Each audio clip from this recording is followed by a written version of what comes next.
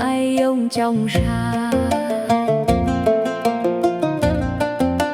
Măng điêu bri xa ngã ngài điêu ya ngậm măng bu Cơ băng qua đồi ai ông vẫn cơ giờ bạt nào.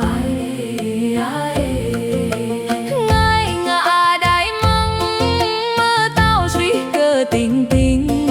Măng hơ gì như chim rừng, măng ngời như hoa bơ lang. ai un cơ chạy mãi bri chứ đằng nhà vẫn xanh. Ai ông ai cơ măng cơ điêu cùng năm tháng.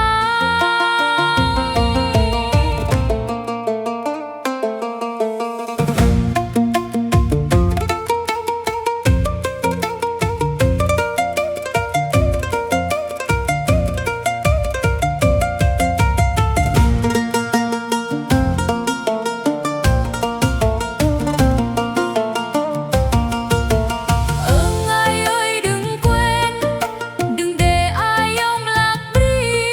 Dù mùa giấy đã sang, dù lúa vàng đầy khô. Ngài cờ nhớ mãi